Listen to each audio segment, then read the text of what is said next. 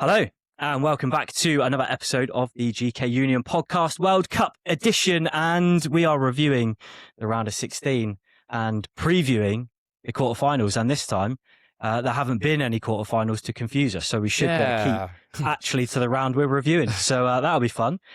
Game one is up today, hence the PSG shirt. Not because I support France, but that's my prediction already for that game. I think they're going to win it.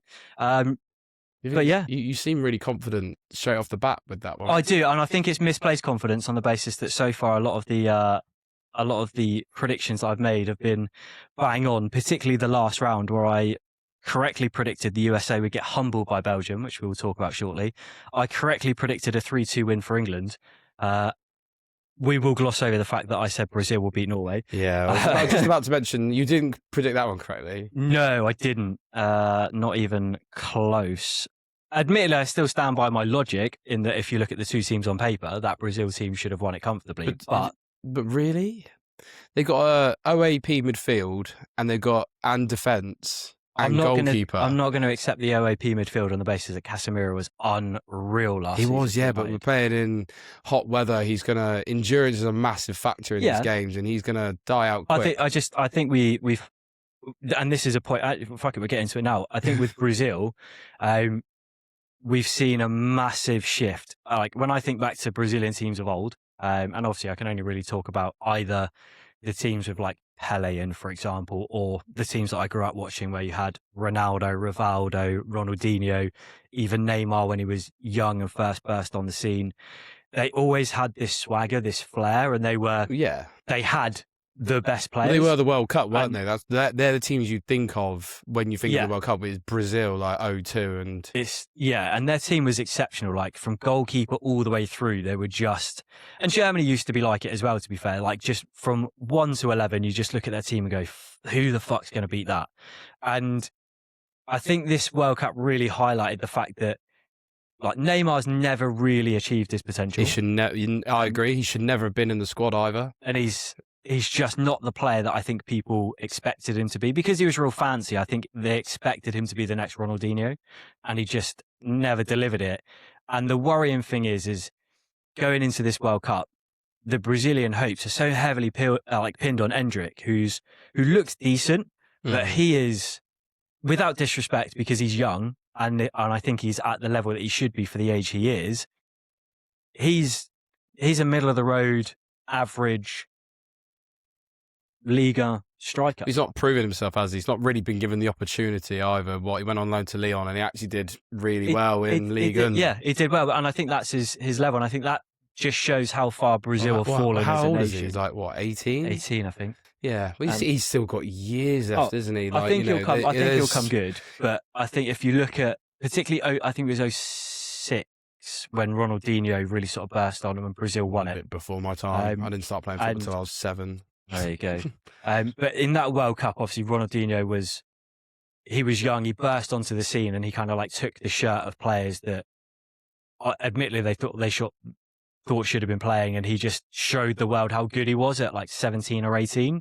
Took that World Cup by storm. It was his tournament, even though he got sent off in the quarters. I think it was the game against England. He lobbed semen and got sent off. Came back, comes back for the final. Like they win it, and everyone's like fucking like. That's a hell of a team. And I think there's this perception with Endrick that he was going to be a bit like there was with Neymar, that he was going to be the next one that they could pin their hopes on. And he's not at that level yet. He's good. He's very, very good, but he's not turning up at the World Cup and taking it by storm. He's not like Rooney was in, again, 04, 06, where it was like really young, but you could absolutely say one of, if not the best player. I think he looked good. I think he looked good when he was playing, though. I think he's good. You could see the potential of him being that good there, but maybe it's also a part he's not being given the opportunity, not being trusted. Yeah, and that's the same though, because Carlo Ancelotti, when he was at Real Madrid, was also doing similar things. Yeah, and I think for me, it highlighted the fact that with Brazil, that and we spoke about this off air in terms of the perception of certain teams, they get elevated because of what they've won in the past. Obviously, Brazil have won it more than anyone. And like you said, quite rightly, when you think of the World Cup, You think of Brazil. You think of that, yellow shirt and that flair. For me, when you think of the World Cup, I always picture like Brazil for just being unbelievably good. I always picture Argentina for being niggly bastards, horrible physical games, but exceptionally good players. I always think of Germany as just this ruthless machine where every single player is like 6'8". Das machine, yeah.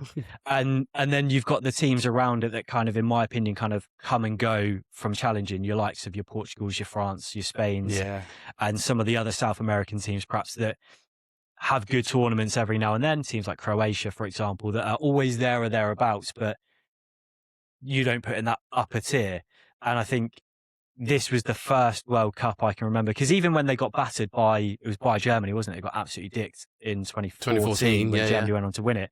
Oh, what a game as well. That was still a very good Brazil team. I know a few of them are aging out, but that was more of a shock because of the result that they got with the players they had. Whereas I think this year it highlighted... It almost was shocking, but that was almost the start of... Because, again, people, especially being the home team, people pick them up as being like a Brazil of old. And they were, to be fair, for the majority of the tournament. Neymar was on top form.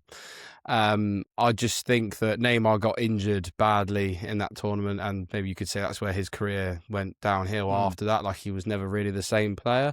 But he had a touch of what I would call like the Luke Shaws, in that just as he was reaching what seemed to be a level where you go, fuck, like, how do you stop this player from achieving that like elite level status? He just had a horrendous injury and never got back there.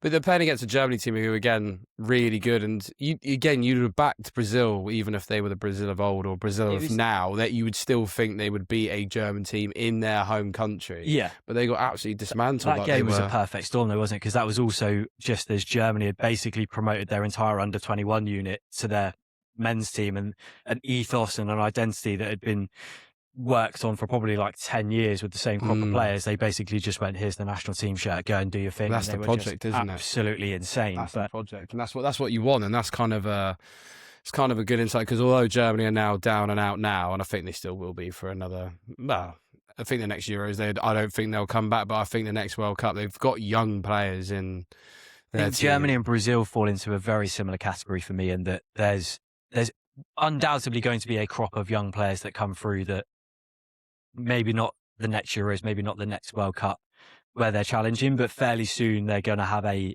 team that is much more an epitome of what we're used to. But at the moment, they are just two massive, like, global juggernauts that are just not in a great place. But everyone does it, don't they? Because France were the same. They went for a period of England were the same. England were the same. France were the same. They were really poor. Like 2010, I remember them not even getting out the group stage. Yeah. And now they're, potentially on for their third World Cup final in a row. Spain were the same after they won it. They never really got out the group stage of either Euros or World Cup, and England were very similar, but over a much bigger time span. From 66 till now. But again, it raises a really good point, because we spoke about obviously Argentina on the last episode and what they're doing, and whilst they've been exceptional, I also think they've been ordinary at times, and their last two games have highlighted it. Obviously, scraping through 3-2 in extra time against Cape Verde in a game that they should have won. Should have won. And yes, Vizinha's performance in that game was great. Oh, I have a point to touch on him in a minute, by the way, based off the last pod, but carry on. We will come back to that in a second. The last round of 16 game, they should really have been 3-0 down. And again, we spoke about it off air. The 3-0 down was a perfect reflection of their performance, but also didn't tell anything about their performance, because actually the Egyptian keeper was unreal in the first half. Yep. Absolutely unreal. Like, some of the saves he made, you look at it and you just go, like, to me, it just screamed that an upset was coming. Yeah. Like, there was just, Egypt weren't going to win. Like, and then obviously they go 2-0 up, a goal gets chalked off, they go 2-0 up again, and you think everything's just in their favour. The keeper's been outstanding. They've scored two great goals, had one chalked off, and instead of being like, fuck, we're like, what do we do? They went and scored again, and you're like, yeah, they are highlighting how hard it is to retain not just a trophy, but the hardest trophy to win. Yeah. And like that second season syndrome sort of thing, everyone always says the hardest thing to do is to defend a title. Winning it feels the most difficult thing, but actually the reason why the majority of teams don't defend titles is because actually the expectation to do it again when you've already done it just makes everything even harder. And we sort of debated a bit on the last one whether or not Argentina are playing with freedom because they've won the last World Cup, so there is no expectation, or actually are they playing with more pressure? And I think the Egypt game looked as though it was showing that perhaps they're struggling. Mm. And then they went and did this truly... Well, they just switched it on and just went pure Argentina. Yeah. It's an Argentinian thing to do. And I switched on 70 minutes in and was thinking, oh, God, yeah, 2-0 up. Great, we'll play Egypt in the semi-final, a different team, not Argentina. And I thought, oh, do you know what? We got an even stronger chance of now making the final. And then it's almost like Argentina and Messi and co just heard my words and thought, nah, we're gonna be there. I think we were all thinking the same. I was watching it, rubbing my hands together, going, do you know what? If you gave me the side of the draw that we're on and said that we would play Mexico and and we'll touch upon this in a lot of detail, I'm sure, but we would play Mexico, get the result that we did, and then our path would change from Brazil then Argentina to the final. Norway, Egypt. Yeah, I would have 100% taken I'd have bitten your hand off, yeah. Given 100%. And then Argentina do what Argentina do. And part of me is like, that shows their quality. It was so good to watch. Their goals were good. Really good goals. Like, and Messi just once again proving that, in my opinion, there is no debate. Like, he just is that. He's that difference maker. He can just switch on and off whenever. It was ridiculous. And the what only goal comfort that I can take from it, though, again, is if you look at the knockouts, for example, and you look at how Argentina have been performing, they've shipped 2 goals in the last 2 games. They've required a last-minute winner to get past Egypt, who are a decent team. They required an own goal in extra time to get past a Cape Verde team that we all expected to get battered in that match. And that gives me a little bit of confidence in that actually if they're not quite at their best, if we can get somebody like an Elliot Anderson to do a job and keep Messi away from the 18-yard box, which is way harder than it sounds. Yeah, it's just virtually impossible, isn't it? Like, if we can, I think you put yourself in a position where it should become a game that we can win, because I don't think their quality is perhaps the same as it was in the last World Cup. The worry is that unlike certain teams, when they're underperforming, Argentina do seem to have this innate ability to be like, we're absolute shit today, but here's 3 goals in 5 minutes. And that's the bit that worries me. That's the concerning part, is the fact that I think if you take the Egypt game, we can play like Egypt for 70 minutes and we can get 2-3 goals, but although against Mexico defensively, it's the best I've ever seen England in any game defensively. Yeah. It's probably potentially one of the best games I've ever seen in my life. Yeah, I would agree. They were incredible, and it almost makes this argument a bit tough. But if you take the majority of England games and the perception we have of our own nation, defensively we are shit. And when you've got a team of higher quality like Argentina, if they do what they did against, like when we played against Mexico, we can get 2 goals, but then they just keep coming back. We are going to struggle because they just don't have a way of not winning games or getting goals. The difficulty is as well is it's hard to know how to take or how to perceive the England performance, because it was exceptional. But the trouble is, it was also with 10 men. So you look at it and go, well, if we didn't have a man sent off. Well, yeah, I'd argue we defended better with 10 men, which is the normal perception, isn't it? Because everyone's just defending for dear life. So it's hard to know how to interpret it, because it shows that we can dig in, we can defend, and we can actually shut a team out when we need to. But also, if we didn't lose that man, would we have defended as well? Would we have been even better in attack? Like, what would that balance of that game be? And I guess that's the positive going into, if we get through the game against Norway, and we're probably going to need to defend pretty well, because I don't know if many people know, but they've got this striker. Who was it? Is it Haaland? Yeah, something like that. Yeah, it's like a regen of like Haaland in the Prem, isn't it? Yeah. Brat Haaland? Yeah, so I I've don't never know. heard of him until this tournament. Me neither, but he seems to score goals.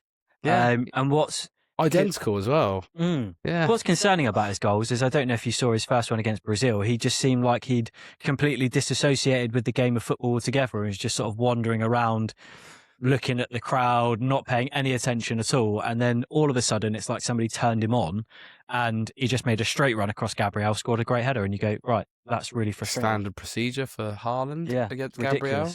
But yeah, I feel more confident after witnessing that England performance.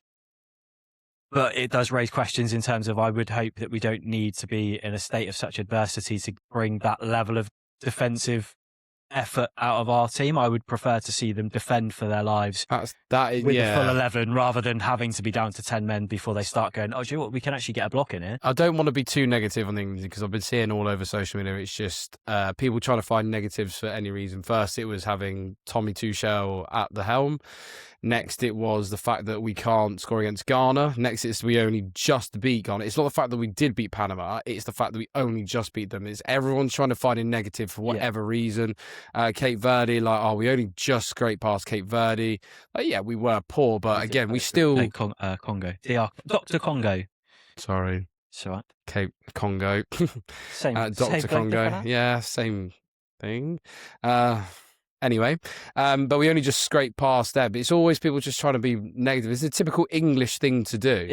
And we just don't seem to ever just oh, amazing, we've made it through. And it's like Mexico, we knew it was going to be tough. We knew we were going to have to grind out. Everyone, including myself, thought probably we'd get knocked out in that round based on previous performances. But it's now the time to kind of be we did well against Mexico.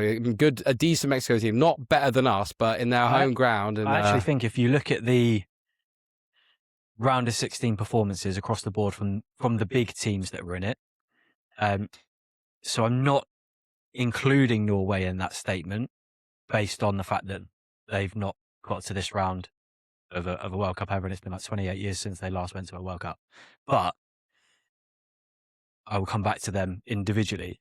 If you look at the big teams in the round of 16, I actually feel like we put in the best performance in that when we were at a full complement, we absolutely weathered a storm that you would have to weather when playing in the Azteca against Mexico, and then blitzed them with 2 incredibly good goals, looked very, very solid. And even when we did go down to 10 men, the first thing we did is get ourselves 3-1 up. And I think even if they hadn't got the penalty, and it was definitely a penalty, by the way. There's no debate in that. It was no different to the one that we got against Croatia. It's one of those unfortunate ones, a bit like Balogun's red card. There's no intent in it. You don't mean it. He's just trying to hook the ball clear. But if the player gets there first and you kick him, it's penalty. Yeah. But I do feel like out of the round of 16 games, and maybe there's slight rose-tinted glasses, I feel like England put in the most accomplished and the most, what's the word I'm fucking looking for? It's just completely gone. But I think they put in the highest level performance. I think France looked really, really good, but they struggled to cope with a physical Paraguay, and it took a penalty. Physical, yeah. Physical. That's GBH. That's not physical. Just plain cheating. Yeah, that's awful. I know we'll probably get into it, but that was grim. I feel like Mexico, as much as they weren't as bad as Paraguay for it, they were niggly. They were trying to break up play. They were doing all the dirty stuff and the horrible things. And we found a way to weather 20 minutes of that, and then put ourselves 2-0 up in 90 seconds after the water break. And I think for me, that was probably the most impressive performance in the round of 16 from the traditional big teams. The reason why I left Norway out of that is I wouldn't consider them going into it as a traditional big team, but they put in arguably the performance of the round on the basis that not only did they knock out Brazil, not only did they keep a clean, should have kept a clean sheet, as they got a penalty towards the end, didn't they? The Neymar scored, but the way they controlled the game was just scarily good. The fact that they would work the ball up one side and you think, oh, they're going to put it in the box for Haaland, and then they just go all the way back to their keeper, work it around, and they just tired out Brazil and they just toyed with them. Yeah. And then when they wanted to, they're like, we're going to quick and play, put the ball in the box. Oh, we've got a goal. And then they did the same again. They just absorbed loads of time, loads of just passes into the channels, back out, just drag them all over the place. And then they just pop the ball into Haaland on the edge of the box and he scores an absolutely amazing second goal. And you just look at it and go, that for me was the performance of the round, but I think of the top teams in the knockouts, I feel like the England performance was the most impressive overall because it had everything. We weathered a storm, we stamped our authority, we got another goal after a red card, and then we fucking defended for our lives. And it wasn't pretty, but it brings me on to the point that I absolutely want to talk about because it's the GK Union podcast, and that is we saw multiple exceptional goalkeeping performances in the round of 16. It was, for me, it was the round of the goalkeepers. Round of the goalkeepers. 100%. The two to compare against, you've got Egypt's keeper, Shaban, I want to say his name is. Something like that. First half, unreal. And again, we could have been looking at an Argentina 6-7-0 win comfortably had it not been for the keeper. So whilst we sort of slagged them off and said they weren't great until the last 10 minutes, it could have been a different story. The real one for me was Pickford. He controlled that box, especially in the last 20 minutes. He just made it so easy. Every aspect of that game was exceptional. And I saw a video, and it was another podcast, can't remember who it was, and it was after the Congo game, and they were analysing the first goal. And obviously not one of them is, I don't think any of them have ever played football, let alone been keepers. And they were like, it's about time we take Pickford out of the team. He's killing us. Really? Because he's been England's most reliable goalkeeper in decades. And they were going all in. So the point where I commented on it, and I was like, this whole perception that if a keeper lets a goal in that he should have saved, that's enough to drop him, is fucking madness. When you wouldn't drop a striker that scores one goal but has 9 chances. You'd be like, he got a goal today. But if it's the other way around with the keeper, you make 8 saves but let one in that was deemed soft, suddenly you've got to be dropped. And I thought it was the perfect response because the spotlight was on him a little bit. And I do think it was unfair because he's dug us out in so many games. Oh, he's been unbelievable. Yeah, we said about it on episode 1 or 2. In an England shirt, probably in the top 5 keepers. Probably struggles in the world when he plays for England.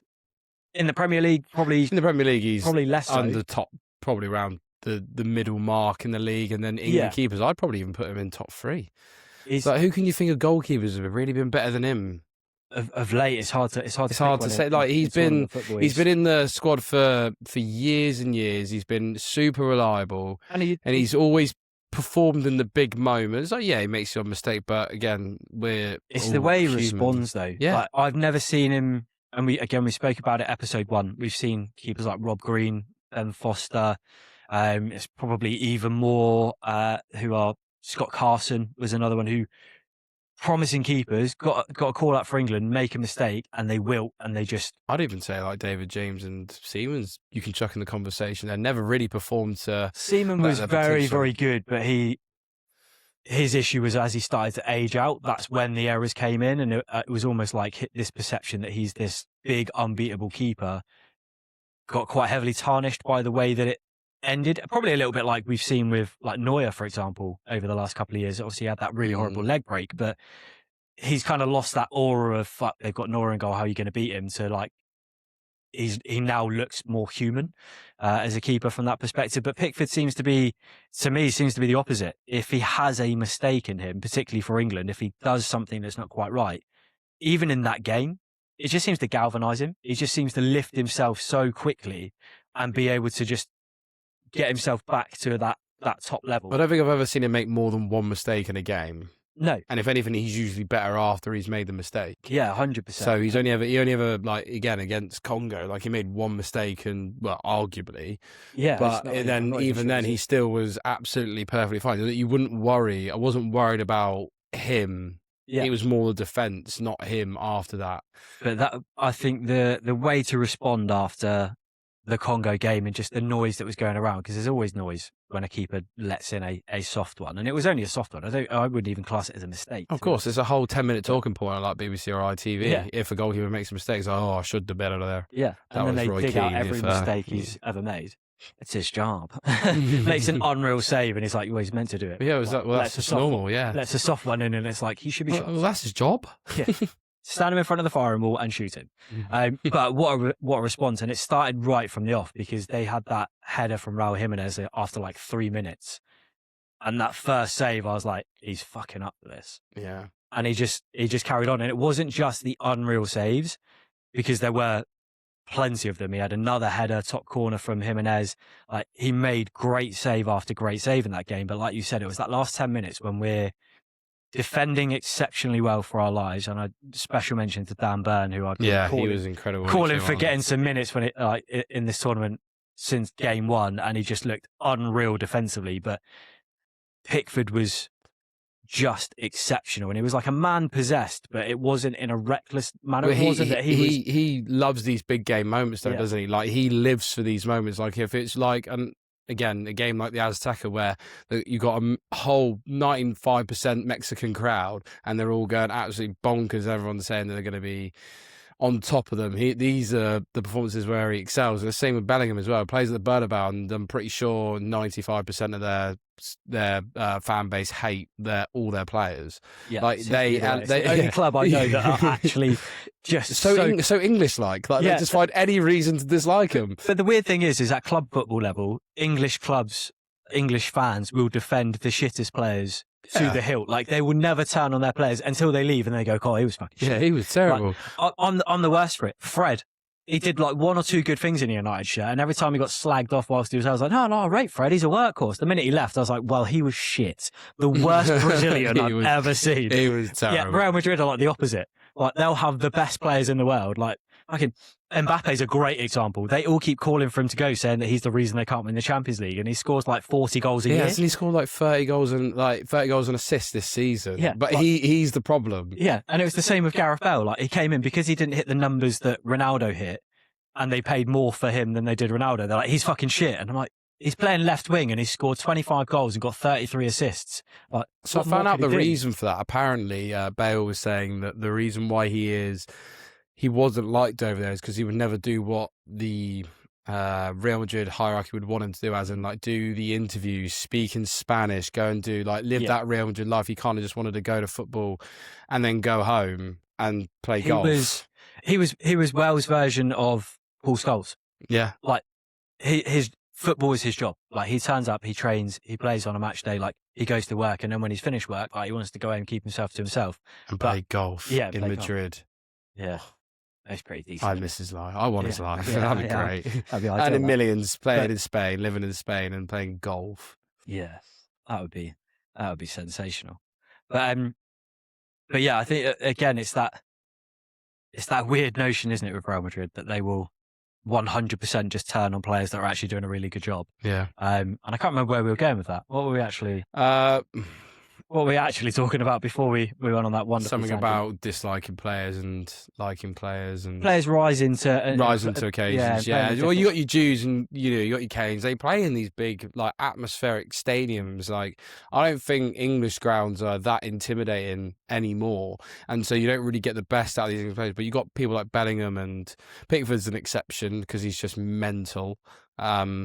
He's got more ADHD than me and you combined. Yeah, and I've watched him live, and it's the funniest fucking thing. Yeah, like, I don't even think it's just ADHD. I think he's potentially got like Tourette's, like Tim Howard does, and he just doesn't even try to control it. Yeah, it's great, and I love it. Keep it going. Literally, batshit fucking crazy. Yeah, and it's great to watch. He's been one of my favourite, and this is the reason why he probably can't get up for a Everton game as much as an England game. He doesn't perform as much because he just gets himself more hyped for an England game. And the interesting thing is he does it in the perfect way. So we saw with Joe Hart, obviously Joe Hart had this meteoric rise when he got into the City team. They won the league, and he was unreal. He had those games, we spoke about it before, he had those games against Celtic. He had, the games against Barcelona, where he was just fucking unreal. Like, you're stopping the best team in the world single-handedly and making it look fucking easy. And he was riding an unbelievable wave. Great for England, absolutely bang on. And then the Iceland game came, and he's spoken about it himself in terms of in the tunnel beforehand.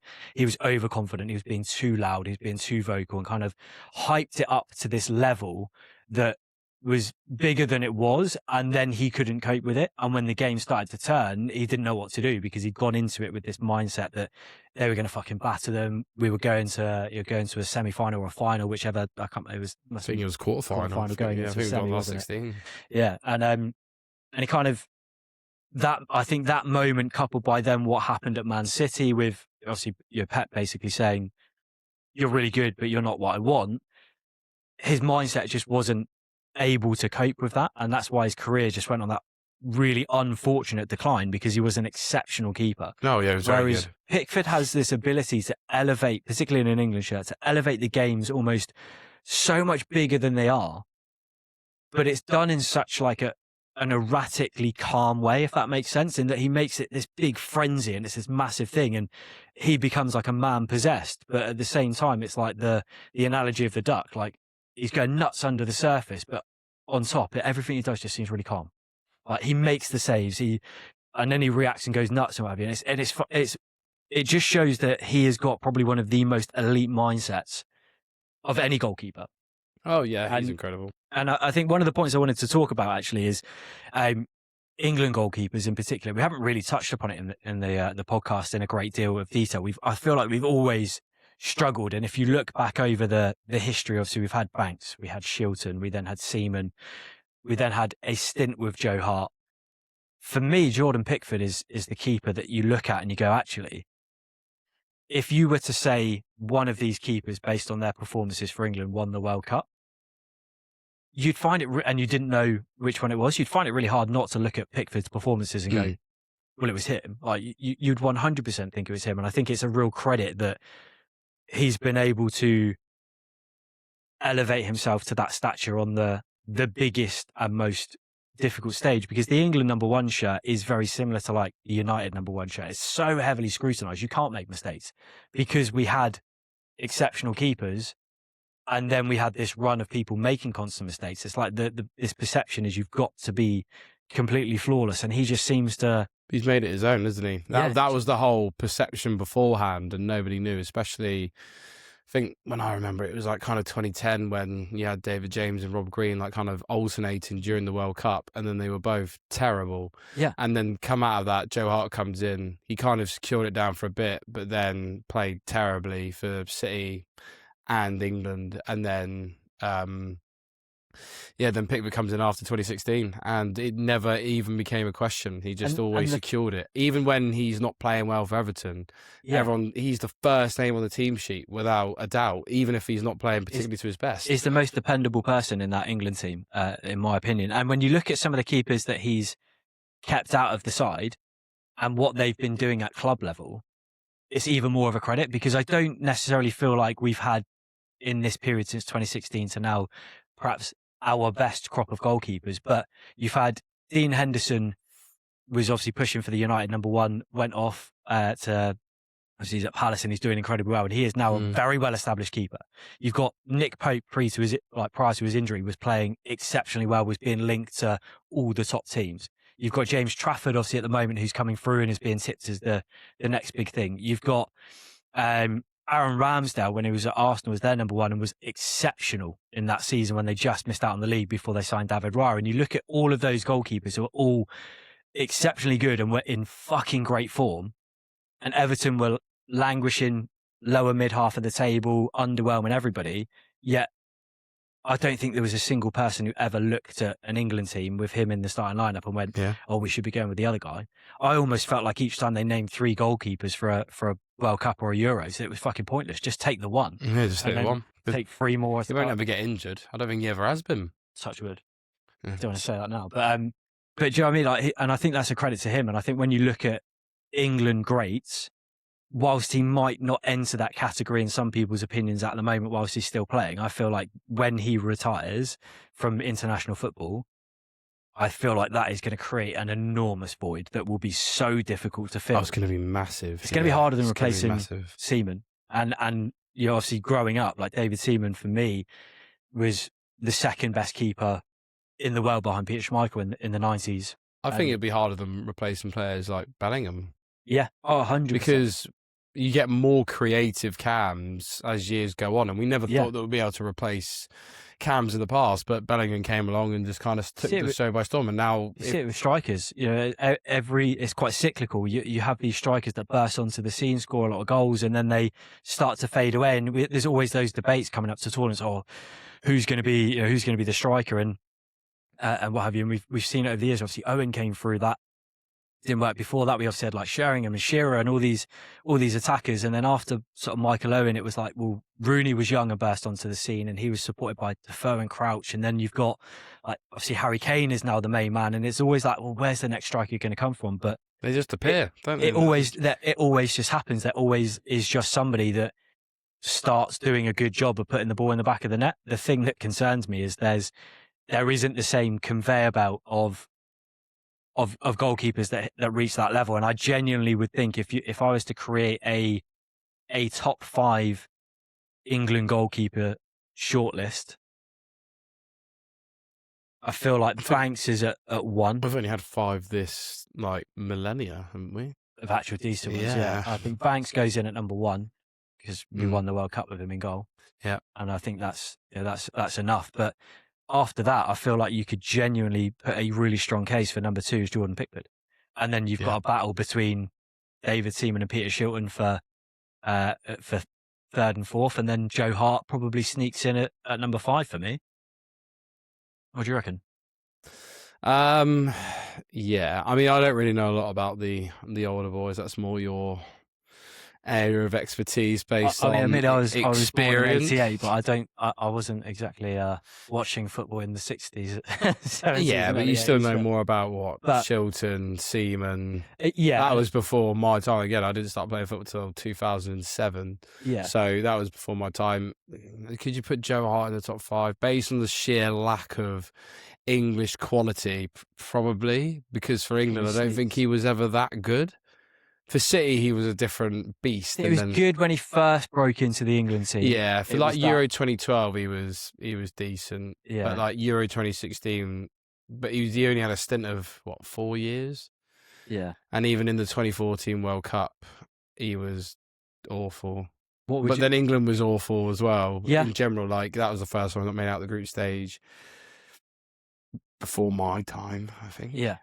Yeah, no, that's fair. But I genuinely think with Pickford, he's if we go on to win the World Cup, I feel like he eclipses even one of the greatest of all time. Oh God, every England legend. Like he's not your best, but he's your most consistent player in that squad every week, every time. It's incredible. Now we've seen exceptional performances. I do want to obviously reference the Spain-Portugal game because again we had a couple of low scoring matches in the round of 16, and you'd be forgiven for thinking they were shit games. But I think Diogo Costa and Unai Simon were both very good in that game. That could have been a cricket score. That could have been a 4-4 comfortably. Could have been They were really good. And it wasn't just the routine stuff. There was a good mix of like very good, very safe and steady goalkeeping and some exceptional saves.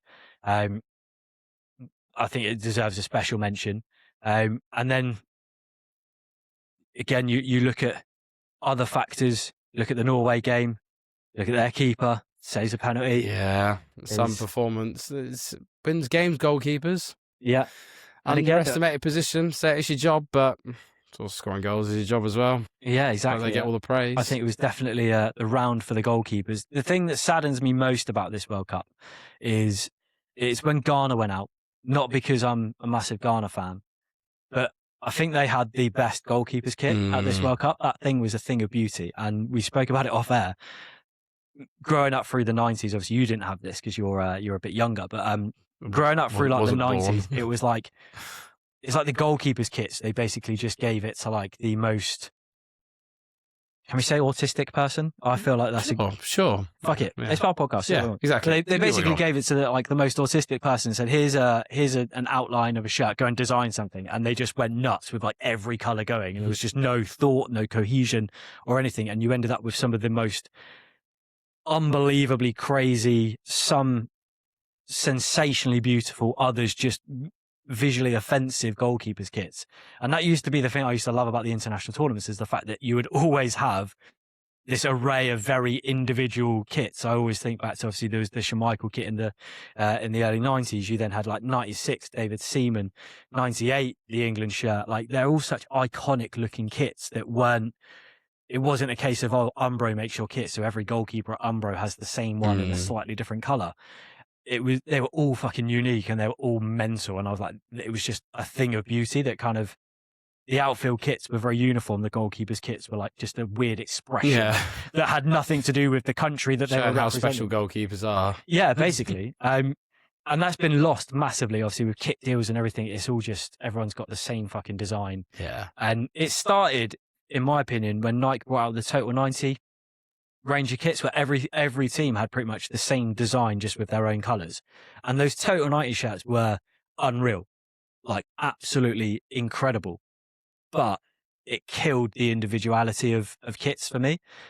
And what I loved this year with the Ghanaian goalkeepers kit is, whilst it may have been the same in terms of like design to everyone else wearing that, I think it's Puma that was their kit manufacturer, just their colour palette on it just made it look so unique, and it was just genuinely a thing of beauty. And it's a shame that they went out. And yeah, I mean, Bristol City are probably the more modern club at the moment that have that sort of thing going on for them. Their goalkeeper kits are unbelievable, to the point that I nearly ordered one once. It was that weird. Thought, I could see myself just wearing this casually. I love the notion of a green goalkeeper shirt, like really traditional, like a yellow goalkeeper shirt, or even a black one. I like it, but every single team is doing it. It's all just one singular colour, and I'm like, just everyone knows that us keepers are fucking insane. Give us a kit that shows it. Yeah, don't stimulate us. Yeah, please. Don't give us something that's generic and the same as everyone else. Like, give teams a little bit of creative license, because we know that the main kit itself is going to have to fit the club colours and be a sensible design. So I think, like, if anything, this World Cup has shown that I think we should try and campaign to bring back the fucking outrageous, overly loud and visually I agree. goalkeepers kits. You've heard it here first. We'll start campaigning for that. Where? How? Just now. If you're watching it, like, just basically, if you find yourself watching this, just tag every kit sponsor and say, do your bit. Hashtag special kits. Yeah, hashtag special. Hashtag loud. Let's start keepers. this trend. Yeah. But yeah, I think it needs to be brought back, because that's something I missed from the World Cup. It was always like the excitement of what were the keepers going to wear, and you just don't get that now. No, it's all the same. So we've boxed off, I think, the majority of what happened in the round of 16. I think we've covered it. We've covered the fact that Paraguay were vicious, borderline, illegal. Illegal. One thing we haven't mentioned is Ronaldo is out again, and also gave the most dislikable interview afterwards as well. I haven't actually seen. So he was basically saying that before Ronaldo, Portugal had won nothing, but since Ronaldo, they have won 3 things, and winning the Euros is basically the same as winning the World Cup. Kind of is, in a way. I think, as an England fan who haven't won anything since '66, I would take a Euro. Yeah, but I wouldn't say it's the World Cup. Winning the World Cup is just not. You are the best in the world. Winning the Euros, you are the best in Europe. It's got the same feeling potentially if you win it. Like, if I won the Euros, I'd be getting just as pissed as I would if I won the World Cup. True. But it's the arrogance of, like, saying the fact that, Portugal were shit before me, Portugal will be shit after me, and only because of me are Portugal any good, which is just a load of tosh, because the way they won that Euro final is Ronaldo wasn't even on the pitch. Yeah, but he did single-handedly drag them to that tournament and through that tournament. Yeah, but if on his base, but it's it's one-off games. He wasn't in that one-off game, and he wasn't on the pitch. Went off after 20 minutes, and Portugal then went and got the winner against France. Yeah, I want to say it was, but how he was on the sidelines. To be fair, though, he was a leader off the pitch. He might be a leader off the pitch. It doesn't mean he necessarily won it. No. But I get perhaps the sentiment. Again, there's always going to be that element with Ronaldo, in that he does have a massive ego from that perspective. I don't think you can necessarily argue the point that he makes in terms of they hadn't won anything until he came along, and now they have, which is great. Maybe his point around the Euros is a dig at the fact that maybe he perceives that the best teams at every World Cup are European teams, so it's harder to win a Euros than it is a World Cup. Maybe that's where he's coming out from, but I think it's a shame that, again, you always kind of have this perception when you look back over decades of all of these individual players who have achieved insanely great things in the game of football, the majority of them have won World Cups. And there was always that thing about George Best, who was the best player never to win a World Cup. And I don't even think he ever went to a World Cup because obviously with Northern Ireland. So, No. And it's crazy to think with everything that he's won and with the quality of some of those Portugal teams. I mean, the team that he broke into in 2006, where you've got Figo, Rui Costa, you've got Ronaldo just sort of getting to his peak. They had an unbelievable back line with Carvalho and I can't remember who their keeper was off the top of my head, but he was fucking quality. And you look at that team and you go, Patricio? Yeah, I think it might have been. And you look at that squad and you go, do you know what? Like, he probably should have won a World Cup in exactly the same way that actually I think Argentina with Messi probably should have won a World Cup 2 or 3 tournaments. Oh before God, they yeah, did. well, yeah. But again, it's that I mean, he might still play at 45 in the next It World wouldn't Cup. surprise me mental if he does From that side of things, but it's sad in a way that a player that has done and achieved so much will fall into that category of like a genuine great at the game, but never won the one prize everyone wants to win. But it's just the way he goes about himself. Is like you can have arrogance. I'm sure Messi probably knows that he's the best player in the world ever, but he doesn't go and take interviews and say, "Oh yeah, we only won because I was on the pitch." He doesn't care. Like he was crying after they beat Egypt. Yeah, like that this guy's humble as hell. And that's again doesn't take anything from Ronaldo. He's an amazing player, but it's just that humble pie and just not being an arrogant bastard and saying we only did this because of me. He's like, you are dislikable. That's the reason why most people probably think Messi's better than Ronaldo, just because he's a more likable person. Well, Ronaldo's my favourite, so I know that's why I brought it up. Yeah, I know. I won't take it back. But back to where I was going with wearing this. a shirt that Messi played in as well. I know. No, he didn't wear this one. Did he not? Before he was there, Cavani wore this one. Oh right. Yeah. Back to the point I was going to raise, which is obviously the round of 16s are done. We have the quarterfinals. We have the lineup. It's coming to an end. It's getting close. We're only what a week and about 11 days. Yeah. 11 days away. It's already been difficult. Yesterday was no football. That was tough. I didn't know what to do, and then I got up today and I have no games to catch up on, and I'm like, what? So I went and played golf for the first time in 2.5 weeks. And the rest in 27 days. Yeah. I played golf at the start of it. Oh, okay, right, okay. Played golf at the start of the tournament. I thought you meant since the World Cup. No, not since the World Cup, but 2.5 weeks was the last time I picked up my golf clubs. Had too much football to watch. Quarterfinals predictions. Go for it, fixture by fixture. So we'll start with tonight's game. We've got France Morocco. What are we thinking? Morocco have been.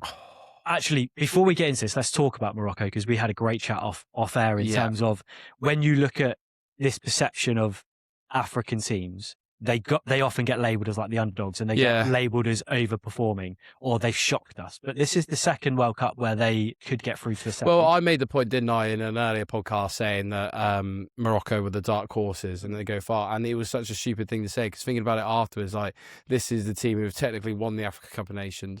They made the semi-final of the last World Cup. And they're now in another quarterfinal. Like this team is good. Like they have been decent for a long time, and we keep underplaying how good Morocco actually are as a team. The problem is because there are a select few African teams that are littered with quality, but as a continent, a lot of the countries within Africa obviously aren't of a similar standard. So I think it's so very easy to almost overlook the African teams as contenders because European teams and South American teams are typically considered the powerhouses. All the best players of history have essentially come from either Argentina, Brazil, or Europe. Yeah. And that's not an opinion as such. If you listed every great of the game, they come from either South America or Europe. Well, Ballon d'Or's the first thing to look at for that. Yeah. And it almost, part of me thinks that, again, when you look at obviously what happened with the Africa Cup of Nations in the final, we touched upon it off air, where FIFA had to bring in a rule for this World Cup. If you leave the pitch in protest, that you forfeit the game because of that debacle. And I think things like that overshadow the quality that they actually have, because people don't talk about how good the football is or how good the teams are. They don't talk about the fact that Senegal are littered with stars that have played at the top level. They don't talk about the fact that actually, if you look at it from the World Cup in South Africa, where Ghana should have been in the semi-final had it not been for Luis Suarez. Yeah.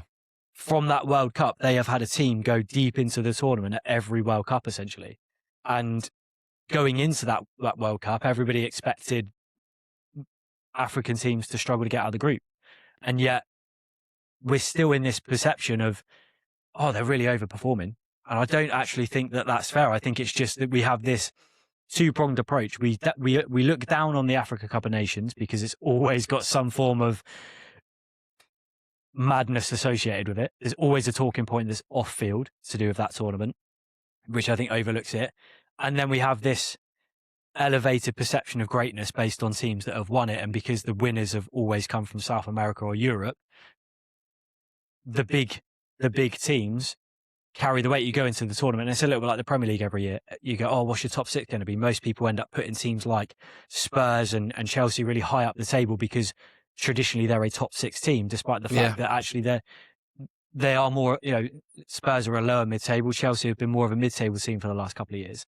Yes, they've won tournaments and they've had moments of doing really good things over the last 5 or 10 years. But if you look at it consistently, they're not top teams. They have flash in the pan moments. And I think we go in, the perception going into tournaments is we apply that same logic. We look at teams like Germany, who had a flash in the pan moment in 2014 and haven't backed up. And we still go, they'll be a team to watch. We look at teams like France and like Spain, who again go in these little circles where they have a run of 8 years where they're unreal. And then they're all right. They've got good players, but you go, oh, they're a tournament favourite.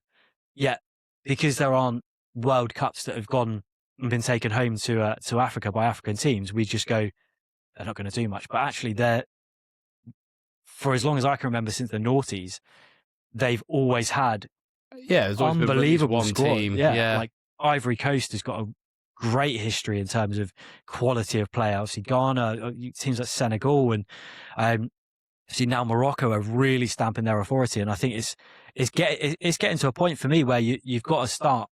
When we go into the next World Cup, if Morocco get past France. Yeah, I was going to say France, if Morocco beat France today, there's every chance that they could go on and do this. Well, we could have been in a situation without even any form of exaggeration where you could have had Egypt and Morocco both in a quarterfinal. Yeah. That realistically, they've got a great chance, both of them, of winning. I think if you put Egypt up against that Swiss team, I think they 100% could have got through that game and won it. And then they're in a semi-final. Yeah, 100%. And yeah. Morocco are not... Yes, on paper, you might look at it and go, that France team is unbelievably good. But let's face it. They're gettable. They're gettable. They're gettable. Paraguay showed that if you can get under their skin, you can actually really subdue a team that's been free-flowing all tournament. And I think that's a credit to Paraguay for that result. But again, that will give Morocco a lot of confidence because they've been defensively looking really solid. And they look really dangerous around the box. And I think if they can just put in a solid performance in that game, they've got every chance of getting through. And I think it's about time that we start to recognise the fact that the African nations are serious contenders in tournaments. Just because nobody's won a World Cup from an African nation or Ballon d'Or winners don't come from Africa, I think you've got to look at it and go, actually, there are 3 or 4 nations that come out of Africa every tournament. Did Morocco come third in the last World Cup? Yeah. I think so, yeah. It's clear they're there. They're not there just to piss about. They're right there. There's been some exceptional work behind the scenes in developing in those countries the quality of their football that's coming through. So I think, I think France will get through tonight, but I don't think it's going to be I think it's going to be 1-1 France win on pens. Actually, you know what? No, I'm going to back Morocco. If you'll go France, I'll back Morocco. You called Morocco early in the tournament. Morocco win on pens. Yeah. Because they went out to France last time, pretty sure on pens. I can see it happening. So I think the same thing will happen again. I think Morocco will get the edge. France in 90 minutes. If it goes beyond the 90 minutes, Morocco take it. Yeah, I think Morocco. I think I'm backing Morocco. So we've got France, Morocco, Argentina, Switzerland. What are we thinking? Argentina. It's hard to look past. I think it'll be another tight game. I think it'll be close to where Switzerland might get 1 or 2, but then Argentina. Again, if Switzerland repeat what they did against Colombia, they could make it really difficult, and it could be another one of those that's a very engrossing, very low scoring game, might be settled on penalties. But I just feel like at the moment, annoyingly, with Argentina, the later it goes in matches, if they're within touching distance, the more they seem to relish that opportunity. So I feel like the only way that they're going to go out is if somebody actually just puts them to the sword and they're like 4-0 down. Yeah, and they won't do that. So I think, Argentina. Argentina go for it. I think Argentina take that one. I think it might be actually one of their more comfortable results as well, because I think, I think Switzerland have been very efficient throughout the tournament, but I've not seen much that makes me think they're going to take the game to Argentina. But then Egypt were also the same. They never really taken a game to anyone else in the group stage and stuff like that, but they still took it to Argentina. Kind of get a bit more elevated for games like that. I guess the positive from an England perspective, obviously, if we get through our game, we've got the winner of that match next, is that if Argentina continue in the same vein of form, I fancy in terms of kind of getting over the line somehow, but not maybe impressing as much as we would think. I feel like we're perhaps the team that could capitalise on that with the quality we've got. My slight worry is that at this stage of the tournament, does it become one of those moments where they stop fucking around a little bit and suddenly they put in that kind of performance? Yeah, and smashing us 4 or 5. Yeah, hopefully not us, but I feel like that could be the Swiss game. It will either be horribly tight and tense, or it could be like one of those mad ones, a bit like the Brazil-Germany game where one team just absolutely dominates. But I think Argentina will be I think they edge it. Going through from that one. What else have we got? So obviously, we've got England, Norway. Spain. Spain have not got Morocco. They have got Belgium. I don't know how to call this, because I don't think Spain have been amazing. I don't think they've been amazing. And I think Belgium actually they've always come what they should have been years ago. Grown into the tournament really well. Like, they didn't look great in the group. They didn't look great in the round of 32. I didn't think they looked like amazing in general. And then they turned up against the States and it was like, bad them, didn't they? Just looked absolutely destroyed them. Unreal. And maybe that's a little bit like we said before. The only time, in my opinion, the USA played a team that was an actual decent footballing side who were underperforming was Turkey, who also beat them. And yes, you could argue they were already through, they were already out, nothing to play for. But my concern for the USA after that Turkey game was it shows maybe they're not as polished and as finished as people think. And if they come up against a team that knows how to play football, they can nullify their sort of Poch-esque flair. A little bit like what would happen with Canada. Looked absolutely amazing. Brilliant on the attack. But again, when they came up against the team that actually is solid front to back, the bits that excelled for them earlier on in the tournament became ineffective. The thing with the Belgium game is I 100% I definitely think that's what happened, but it's the dramatic shift with Belgium. Well, yeah, you never know what Belgium are going to get in the game, and so it's just with Spain, you're going to just get a consistent, and maybe it might become a little bit easier because they'll be a bit more open. Do you think that Spain are pinning slightly too many hopes on Yamal? Producing they're moments. Relying too much on him, and people are just going to. And he's a great player. Yeah, and he's amazing. Definitely like good enough to deliver in those moments. But it feels a little bit like when like Mbappe first burst onto the scene for France, it was very much like, when he was at PSG, for example, the perception was that he would single-handedly create these Messi-esque moments that win games. And I feel like Spain have fallen into a little bit of a trap at the moment where they know they've got a generational talent that's coming through and they're kind of expecting him at 17 to do 3 or 4 exceptional moments every game. Whereas it might actually be only 1 or 2 a tournament. Like in the Euros, he was good and he looked really decent and he had these little spells, but I really think his best game in the Euros was the final. Yeah, the final. Yeah. Up until then, it was very much like he showed those glimpses that get you off your seat and you go, cool, this lad's going to be something special. But I don't think he actually really like caught fire until that last game. And this tournament's been the same. It feels like they're relying on him and depending on him very heavily. And I think that could be a slight concern against a team like Belgium, who have got some very intelligent footballers in there. Yeah, but then also they're too inconsistent for my liking, Belgium. Like, you just never know. Like, going into this game, you just don't know what Belgium you're going to get. And then Spain might just capitalise on that and then switch it all on, because they were still decent against Portugal and they looked probably the better side out of the two in a very dead rubber game. I think they probably pushed more quality out of Costa in goal than Portugal pushed out of Simon in goal. So again, I think it's a fair assessment. I think Spain get through Belgium. I'm going to go 1-0 Spain. I don't think it's going to be tight. Yeah, they don't look like a really free scoring team as they used to. So yeah, I think that's a fair result. So you think Morocco, I think France. We Yeah. both think Spain. We both think Argentina. Yeah. Is it just the England games? England versus Norway. Again, I don't want to fall on the same sword I fell on with my Brazil statement, but on paper, I still feel like that Norway team is effectively a two-man team. The problem with the Brazil game is that there were some other players who are decent, but not, in my opinion, world class. I don't know that about Norway. You keep underplaying Norway. I just think as a team, they're just so good. Because they're a bit like Morocco. Like Morocco have only really got one player or two players in Diaz and Hakimi.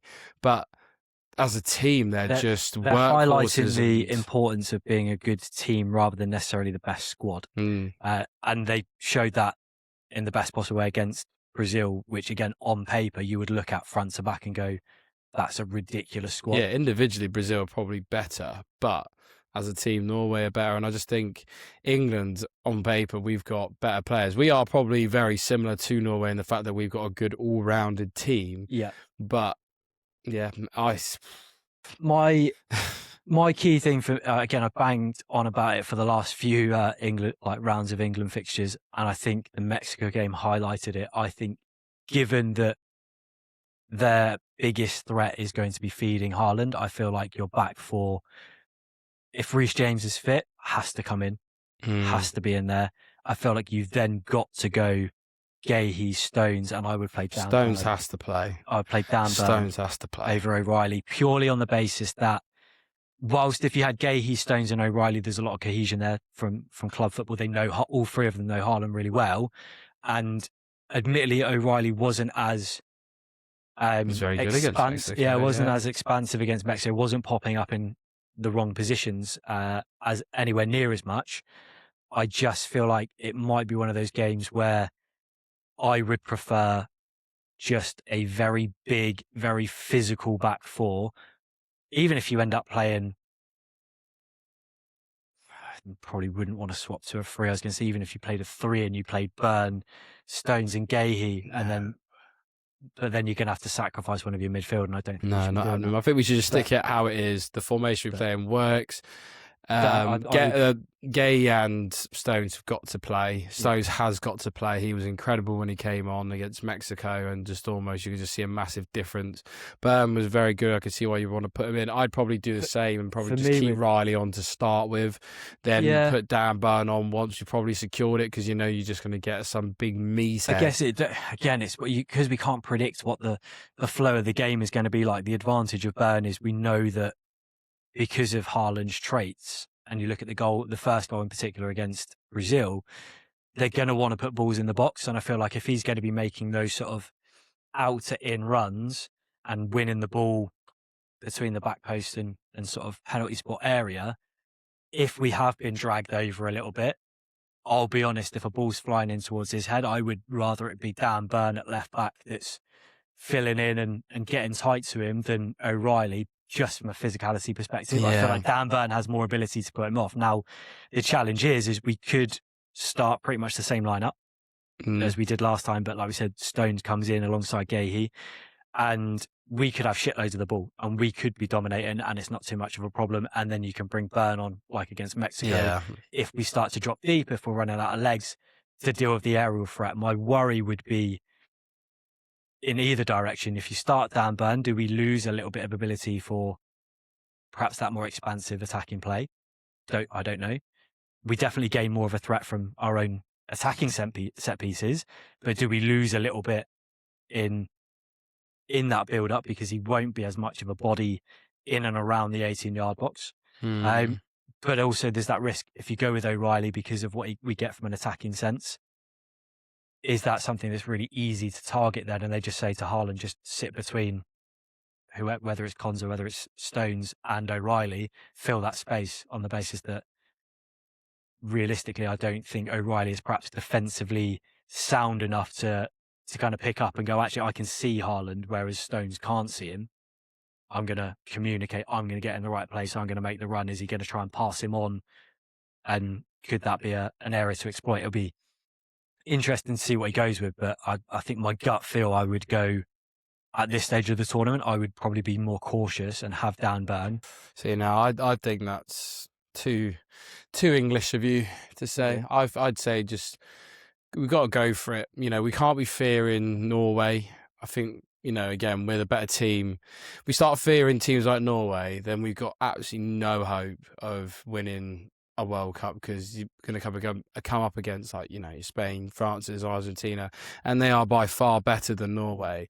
And so if we start all of a sudden fearing Norway, so I fell into the trap of fearing Mexico. We shouldn't really be fearing Mexico, but on the basis of that game, it being in their home ground, they've not lost. I think they lost twice in like 80 games. Yeah. You can understand why falling into that trap. World Cup game at the Azteca. Yeah, and we've been defensively really poor. You can understand why you fall into that trap. We're now playing on a very neutral ground against a Norwegian team who are not going to benefit. They've got probably one of the best players in their position, but then again, so do we. Then we've also got, you know, Cam's exactly the same. We've got Bellingham and we've got Odegaard. I'll be honest, if you're going to compare the two, I've said it for a while. Like, I don't feel like he's had an all right tournament. I actually don't feel like Odegaard is. I don't think he was that great last season. I know he's been really good this World Cup though. Like he's been a different breed of. He's been pretty decent. Player. But again, I feel like with the quality that we've got, I feel like there's enough about our midfield to be able to upset his game. Rice plays with Odegaard as well, so he can easily defend him. So he knows his game. So I just think that this is a game that this game should be and probably will be easier than Mexico. But then again, we thought Ghana and Panama would be easier, and we also played a lot worse. So I think the difference will be I don't think Norway will sit in a low block. No, neither do I. They're going to want to go for it because they've got nothing to lose, really, do they? So it'll be tight. I do think England will win. Would you entertain the idea of, from a legs perspective, bringing Kobbie Mainoo in for Elliot Anderson? No. Discuss. No. Well, it's just. I wasn't really expecting the question, but yeah, Anderson's has probably been our most, along with Pickford, has probably been our most consistent player. Like he's got the ability to add some like flair and stuff like that, but he doesn't need to. His roles doesn't require him to do that. He's just there to make tackles, run, and just get the ball out wide. And he's been doing that exceptionally well. Probably one of our better players. I think just. We're now in that time where you just got to play your best players. You know, risk them potentially getting injured, burning out maybe, but you just got to play your best players in their position. And chuck in Mainoo, although as good as he can be, he hasn't played a single minute of this World Cup. I think that's more unfair though, on the basis that you look at the second half of the season for United, and he was unreal. Like, no, of course. I think it's unfortunate, but part of me feels like it's a great game for him to come in. But at the same time, I completely echo what you said in terms of we're now at that stage where you don't want to make wholesale changes. You don't fix something that isn't broken. And currently that midfield is not broken. Like, you got your Bellingham, Rice and Alisson. It's almost like your perfect trio. Like, you don't want to... You could play Mainoo and he could have a really good game, but it's all these coulds. He's not done anything this World Cup because he's not been given an opportunity. Should he have? Yeah, probably. But he should have 100% got at least one of the games in the group stage. Yeah, probably against like Panama. He should have come on and just got a few minutes, but I think Henderson came on the end and now he's like broke his ass or something like that. Yeah. You know. What a point to end on, by the way. Yeah. Jordan Henderson has got more injuries and cards than he's played minutes. Isn't he the first player in World Cup history to get yellow carded and also get stretchered off without even coming on? Yeah, all in one game, yeah. Yeah, it's rare that you do the two things together. Bless him. But, yeah. But good on him. He's got... So we're going England? England, yeah. I think there's... Score? Maybe like 2-1. I'm going to go... Do you know what? When we actually look at it, we've actually been scoring goals, haven't we, throughout the tournament, to be honest with you? So about we two, scored four in the first game. 2 or 3. Yeah, we've been one of the highest scoring teams, actually. 2 in both the group games, and then 2 against Congo. So we scored 4 Croatia, 2 Panama, 0 Ghana, and then 2 against Congo, and then 3 against Mexico. So yeah, we've been a pretty good scoring team. So yeah, I think 2-1, 3-1, I think. I'm going 3-1 or 3-0. I'm going. You know what? I'm going 3-0. I think we're gonna. I think we're gonna. I'll go 3-1. I think we concede. I think we're gonna Haaland will get one. I think we'll keep him quiet.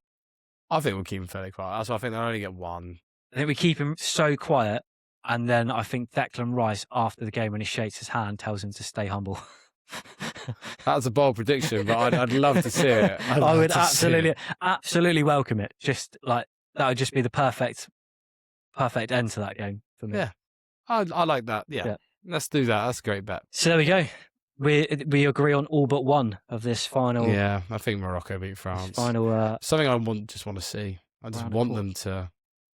But then I'd also love Switzerland to beat Argentina as well. I would love that. I just don't think it's realistic. I think that's the only game that's realistic. There could be an upset. As in the France one? Yeah. Yeah, I think that's the only game where they could potentially go either way, which if Morocco do beat France, that run that they've had to get to where they are, they've had Brazil in the group, they then had Netherlands in the last 32, and then they had, I don't even know who they had in the last 16. Who did they have in the last 16? I'm trying to think who it was now. Did they play Canada? Oh, 3-0. Yeah. That was probably not even an easy game because Canada are at home. They didn't play it. They didn't play Vancouver, did they? Or No. They played in America, but they still played one of the host nations and battered them. Who, let's be honest, had been doing exceptionally well. Really well. So Morocco probably had the hardest run to get to where they are. And if they were to beat France, do you know what? I'm going to throw out there. They beat France, they win the World Cup.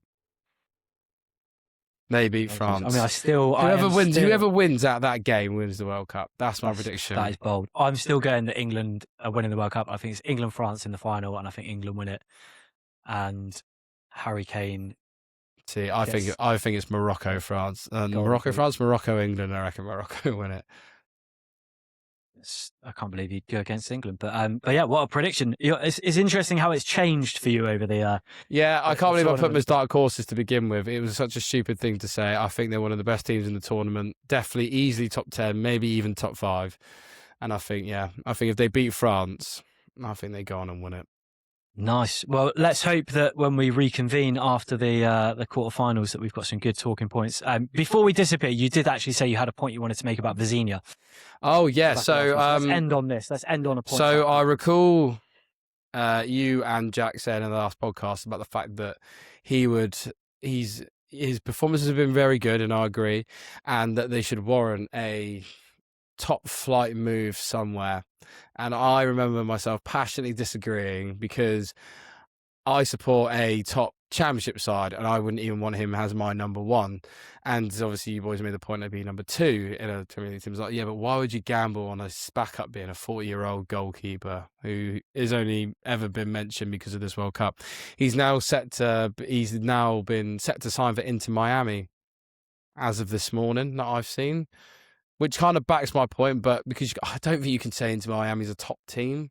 It's a valuable. I wouldn't say it's a top team. He's earned the move to a team like Inter Miami, and that was the point that I was trying to get onto, was the fact that he has earned that move to a club like Inter Miami. But I felt, based on his performances, that he 100% warranted a move to a top flight team, but not a top team in a top flight. So I'm not saying that if he went to Germany, he'd be a Leverkusen or a Munich or a Dortmund, but he could definitely go to, he could go to the Premier League, he could go to a team that's just come up.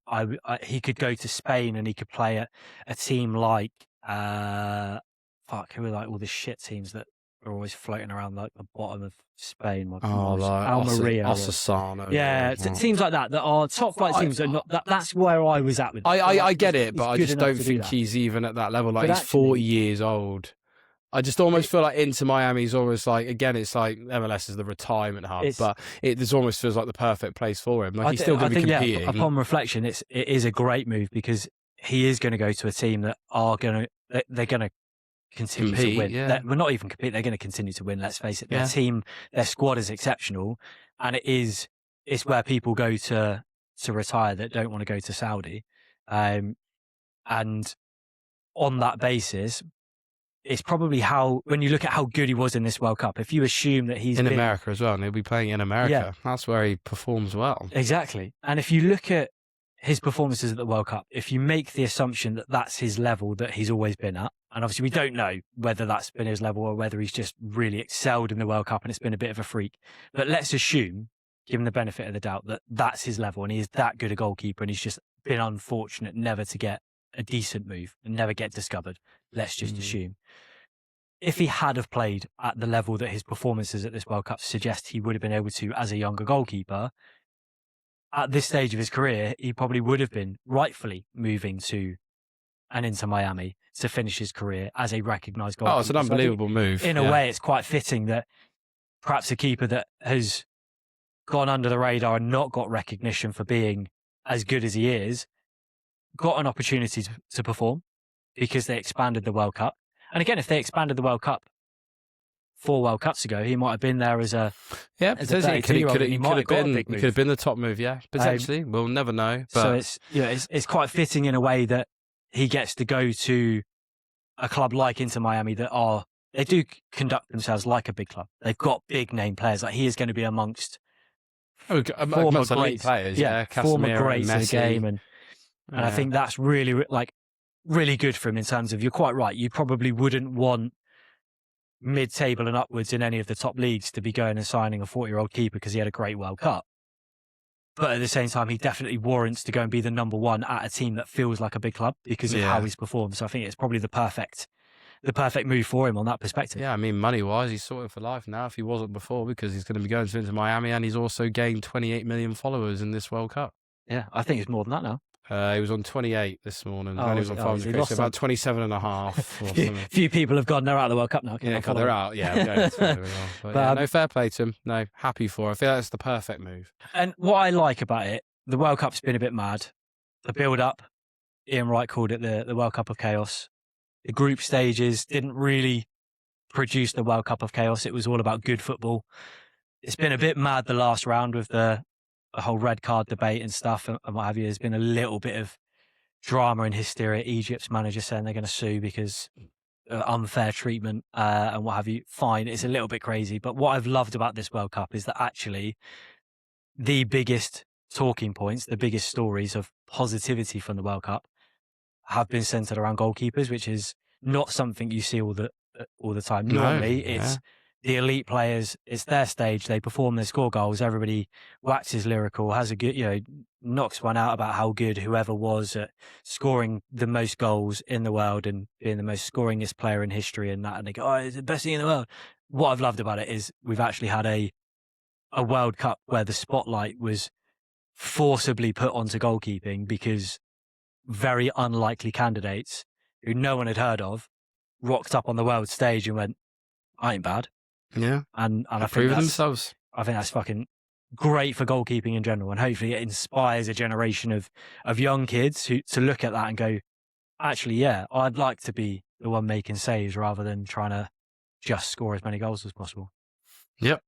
What a way to end it. Like, share, subscribe, do all that good stuff. And we'll see you on the next episode. Goodbye.